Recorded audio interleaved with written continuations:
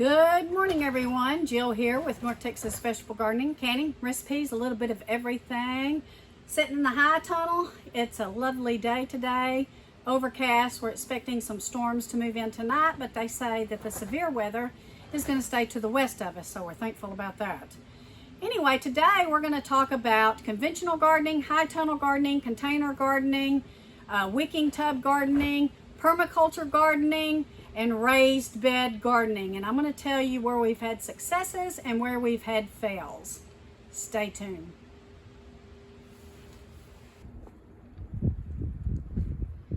First off, we're going to talk about conventional gardening. This is the gardening I've done for the last 12 to 15 years. You can see we have gotten this plot tilled up, getting ready to plant in a couple of weeks. This is where my main garden has been for about 15 years. It has been here and it was there where the high tunnel is. So every year, if you guys have been following me, you've been seeing me work this soil, modify it, till it, getting it ready to plant. So this year we have about 150 square feet of conventional gardening space, plus another plot out on the back acre that we're going to plant corn. So the pros of going the conventional gardening way is it's your land. It's the most cost-efficient way. You work your land a little bit, you add maybe some compost, some organic matter, some mushroom compost, your leaves that you raked up over the winter, put them in your garden, till them in, let them decompose, and then you plant your seeds directly in the ground, you water them, and you pray that you have a good season. And you will have a good season for certain things or all things. We have had it both ways. We have been able to harvest from a conventional garden where we had just a bumper crop, and then we've had bad years where certain things affected us. So this is the most cost-efficient way. Just till up your land and plant your seeds and just enjoy the fruits of your labor. The cons of growing in a conventional garden is you can't control the climate. So the last 2 years we've been hit with a late freeze in April. We've had drought, we've had lots of rain, we've had wind damage. When it rains, you get the mold and mildew on your big leafy plants like your gourd family, like your squashes and your zucchinis and your cucumbers. And then insects, squash bugs. I'm planting my squash outside the high tunnel because of squash bugs. We do not use any kind of insecticide, so I don't want to introduce them to my high tunnel, and because they'll probably live for the rest of their lives in there since it's kind of climate controlled. But that is the biggest con, I would say, for conventional gardening is your climate control, your insects, and not being able to maybe fertilize specifically for certain varieties without it maybe leaching out. So that is the pros and cons to me for conventional gardening. So now let's go talk about raised bed gardening and talk about the pros and cons of it. So on our property, we have 3 very large raised beds. We have 2 5x12s and 1 4x8. The pros of raised bed gardening is you can control the climate a little bit better. You can control your soil a little bit better because you do usually have to get it and fill it, and you can buy premium soil. You can control your irrigation, and you can see your insects. And for me, as I get older, I'm not bending over as hard to pick my plants. So that is some of the main pros for raised bed gardening. The cons are here in Texas are fire ants. We have to fight off fire ants. And you have limited garden space. But let me tell you guys, last year in a 4x8 raised bed, I was able, in half of it, only half of it, I planted those bush beans that, what were they?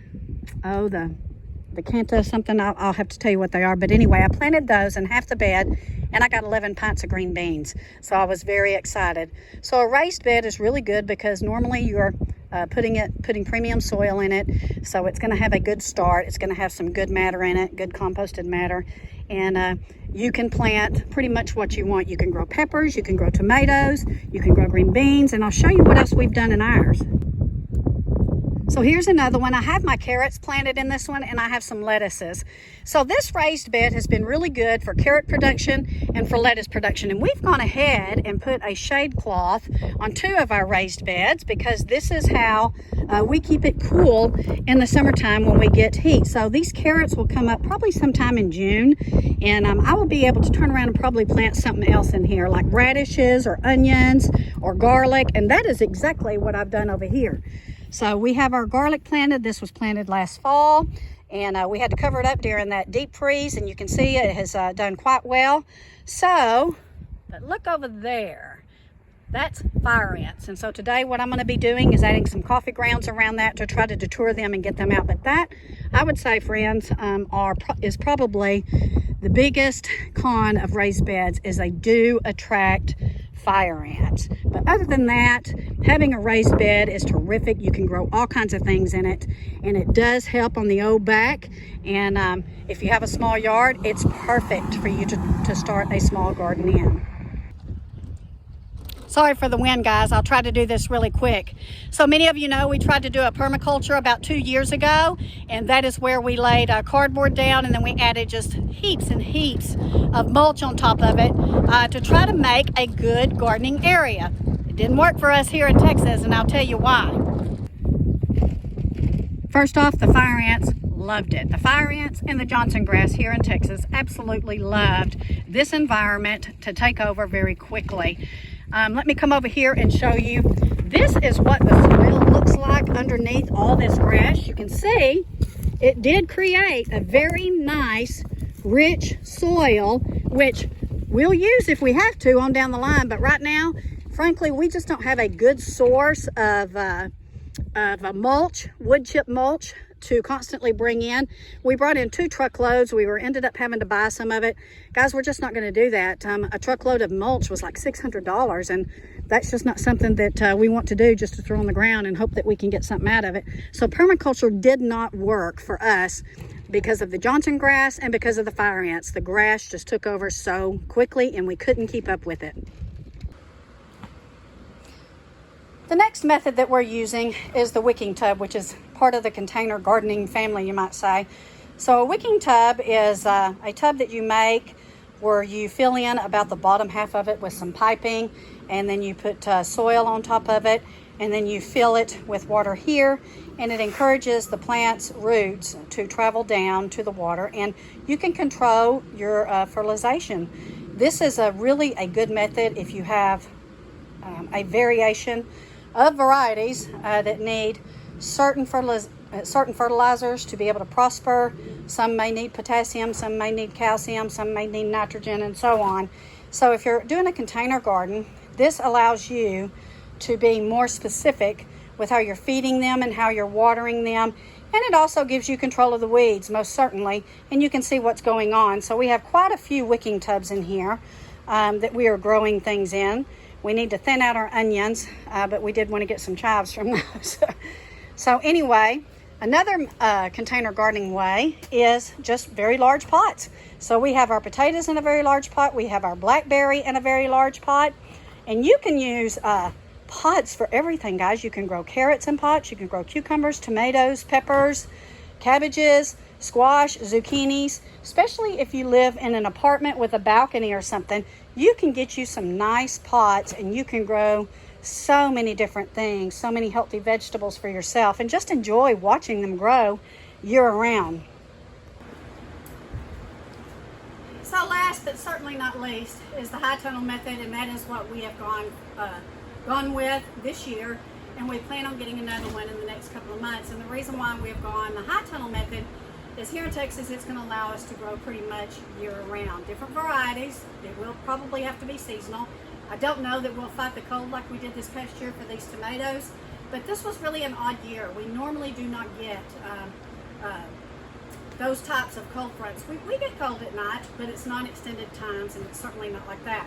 So the high tunnel is allowing us to grow year-round. It's allowing us to grow different varieties that we were unable to grow in our conventional garden outside and be a little bit more successful at. Some of those things are going to be my cucumbers, and I've got some pickling cucumbers, and I've got salad cucumbers. I've got my cantaloupe, my French petite that you guys know I grow every year. I've got some black-eyed butter beans, some kale, all kinds of different varieties that as we heat up here in Texas, those are going to start to struggle, but not just struggle, they're going to get the mold and the mildew and the insects. So inside the high tunnel, I'll be able to control that a little bit better. I'll be able to not have the wind damage. I'll be able to fight off maybe a late freeze. And we will be able to fertilize in a more, in an area that I don't want maybe particular fertilizers to go out to other plants. Again, we can isolate our fertilization and our feeding patterns for all the vegetables, so we have a little bit more control. You can also see seed starting has been very successful in this high tunnel. We have really gotten a big jump this spring on planting, like for instance the cucumbers and the cantaloupes that are coming out. Those wouldn't even be on the ground for me until around March the 24th, March the 25th, so we already have a jump on them, a head start, so I'm very excited about that. We will be able to harvest sooner, and if we have leftovers, we'll be able to share with our friends and family. I'll be doing a lot of canning hopefully this year. You can see the jump that we have on the tomatoes. These are cool weather variety tomatoes, so they're probably going to start dwindling, but we do have our warm weather varieties already started and ready to go into the ground in some of these wicking tubs. So anyway, that is the different methods of gardening. They all have their pros, they all have their cons, but I'll say that of course the high tunnel is primo, but it is very expensive. I get it, I understand. I know many of you want one, and I pray that you go out and look at the USDA, the NRCS program, and see if maybe they have some funding in your area to help you possibly get a high tunnel. You can get different sizes. You can even build one yourself. I've seen lots of great videos out there of people building high tunnels and what they call hoop houses out of PVC pipe and plastic, and guys, they're very successful. So there are cost efficient ways that you can do a high tunnel as well. We just chose this one because we get really bad spring storms, and we wanted to try to see what we could do as far as providing food year-round for our family. But anyway, I hope that helps you a little bit understand the different things you can do when you're getting ready to plant this year. Some of you probably already have planted, but we're excited about what this year is bringing us. We're praying that the Lord blesses us. We're praying that the Lord blesses each of you, and that we are able to can a lot of this and preserve a lot of what we grow. So we will be in touch. I still need to do that wicking tub video. My husband hurt his back, so we kind of got a little delayed on that. But anyway, take care. Thank you for watching this video. Be sure to leave comments below on what you feel has worked best for you, and if you've tried the wicking tub method, or if you built you a hoop house, or if you have a high tunnel, let me know your thoughts, and let me know your successes and your failures as well. And maybe you can give us a tip for what's going on in our high tunnel and our conventional gardening and our raised bed gardening. And we won't try the permaculture. We just can't. We can't keep up with it. But anyway, take care. God bless. Have a wonderful weekend, and I will be in touch in the next day or so. See you soon.